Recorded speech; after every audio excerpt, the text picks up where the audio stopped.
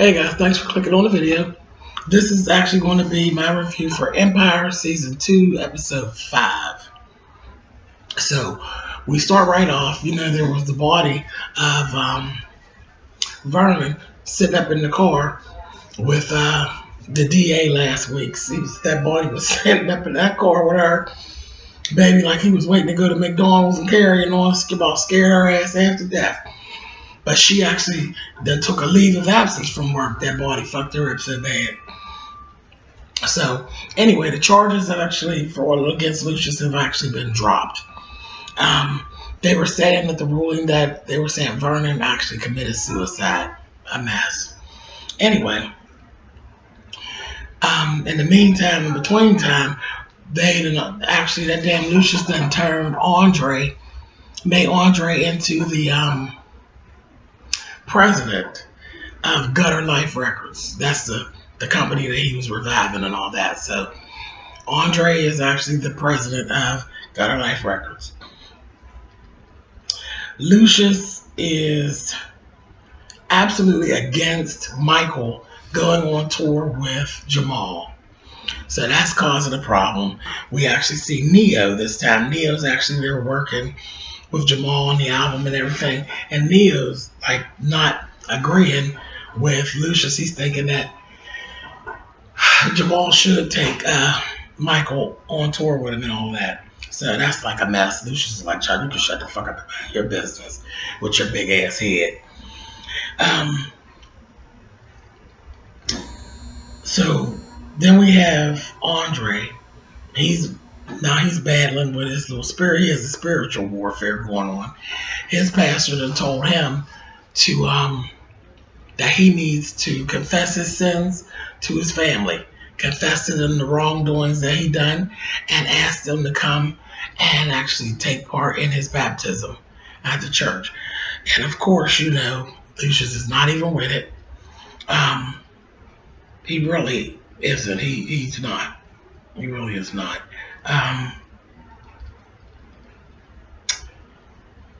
Down at Lions Dynasty, these two little hood rats actually got Tiana and got her thinking that they wanted to take a selfie with her and that. One shows her a razor blade in her mouth, and then they rob her and take her good purse and took her damn purse right out the front door.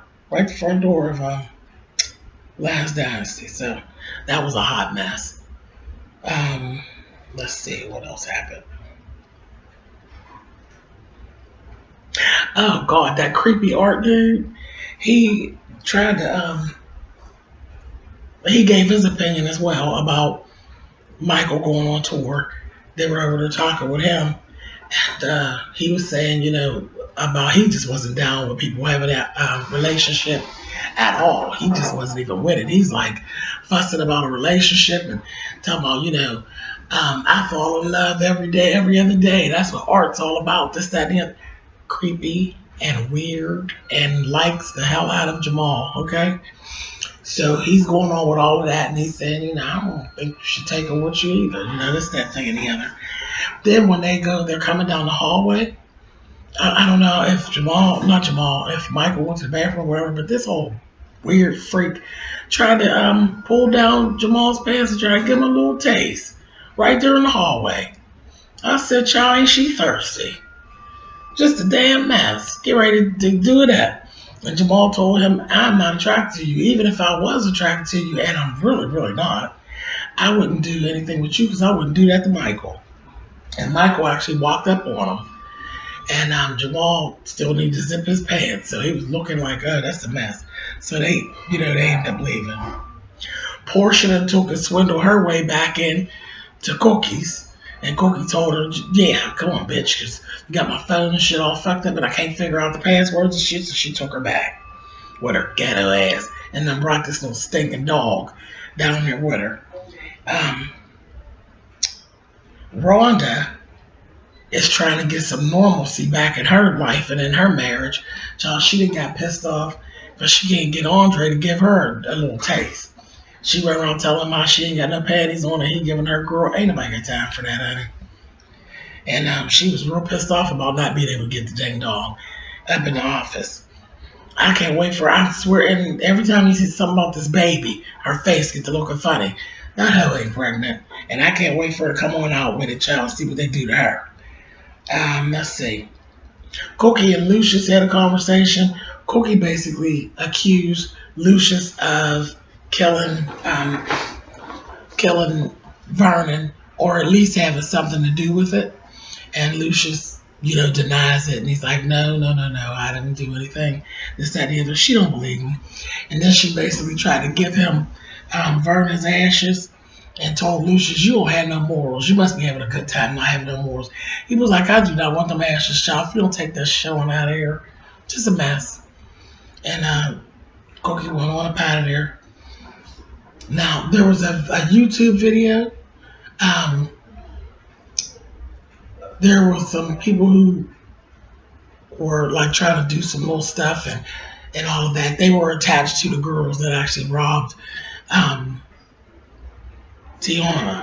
So they had this YouTube video out there, make it kind of like a threat. So then we have this other guy comes in. He's a Latino guy named what was that child's name? Mr. Well, I want to give him the wrong name. Mr. Delgado, sharp, real sharp. And he comes in and he's basically telling them, y'all been targeted, y'all been marked, and everybody's going to do that to try to, get y'all to where nobody wants to work with you. Only person that's going to be left to work with you is going to be me, as far as promoters go. So Cookie's like, child, somebody gonna get fucked up. That's what's gonna happen. They, doing the bullshit. So anyway, so she kind of talks with him, and she's kind of like, whatever, go on with yourself. In the meantime, Thirsty, the lawyer, the little weird lawyer, he had a meeting with Andre. Lucius was out of the office for a couple days, and he was talking about he was going to be replacing Vernon. And Andre told him, you will never be able to replace Vernon, so don't even think it, don't ever say it again. And he told Andre that he needed to make arrangements to steal Cookie's masters. And Andre was like, I would do nothing to hurt my mother. I'm just not going to do that. I ain't with it. And you can leave here and don't come back without Lucius. Don't come back here. Don't bring your ass back here no more. So that was that.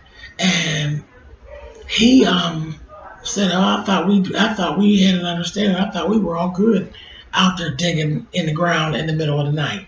So it was like a little subtle threat, like, don't fuck with me because I know stuff and I'll fix your ass. It was one of them kind of deals. And Andre was like, "Yeah, fuck you, motherfucker." So that was that. Then we actually have another little scene with Jamal and Neo talking, and they're going back and forth, and Neo's still giving him his advice about what he thinks about Michael, and that he's all with, him taking Michael out on tour and all that. Whatever. I didn't understand the whole purpose and all that, but they got on my nerves with that part. But whatever. So, that Lucius is going to shut that shit down anyway. It's going to be some mess. But anyway. Hakeem ends up having some problems with the new little lead singer girl that he done brought on, and he brings her in, and she's not one for the bull crap. Tiana actually dropped a little line on her, got up in her head, telling him that he flirts with all the girls and all of that, some of that old jealous shit. She was hating, and had the girl kind of thinking that they was a couple or messing around or whatever. And Tiana was like, "Oh no, he's like that with all the girls." She was hating ass biatch. So got in the girl's head, and the girl was like, "I ain't for all this," and she went on off. She said, "I'm not for being treated like a sex object. I'm not that girl." So Hakeem ends up going down and finding her again and apologizes to her and tells her, "I'll never come on to you again. I'm so sorry. I don't know girls really that don't go for that. So I'm sorry." And she accepted his apology. Sorry. No, you're good. You all know where I'm at. So Tiffany's here, and I have one lesson to take. I'm doing a review for Empire. Is it good? Yeah, of course it was good. You want to say hello? She's running out. She's just as cute as she can be. But she's running out.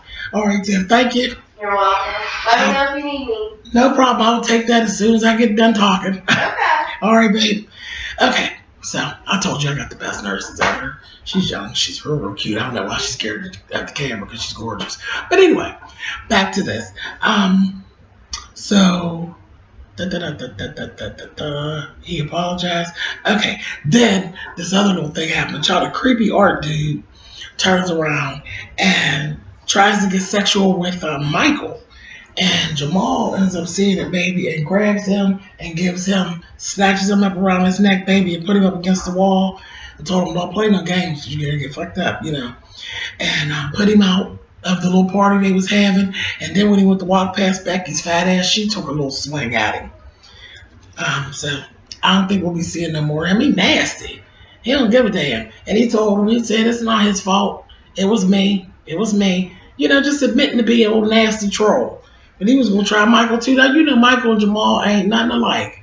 Now, how you like both of them? Because you nasty. Ain't got no type. Just want some any old thing. Trying to get anything up in his mouth.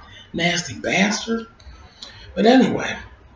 So, Cookie was there having a little meeting with Mr. Delgado. And these two guys end up breaking in to Lies Dynasty. That little stinking ass dog that Portia brought kept barking. They try to break in, and here he's packing and Cookie's packing. They get the guys, and he said, you need to call the police, Cookie, or whatever. She's like, nah. She put him out and told him, don't come back here. The guy had done stole her masters. And the masters, and she got him at gunpoint and asked him, who sent you down here to fuck with my shit? And he said, thirsty. So she's pissed off, and she got attitude. She gonna take that up with Lucius. That's gonna be some shit. So that was that. And I'm sorry, but I just don't trust that Delgado guy. Something's not right with him. I don't trust him. Something ain't right with him. But anyway, so next we see Andre goes and confesses to his past sins with his brothers, and he basically told Hakeem that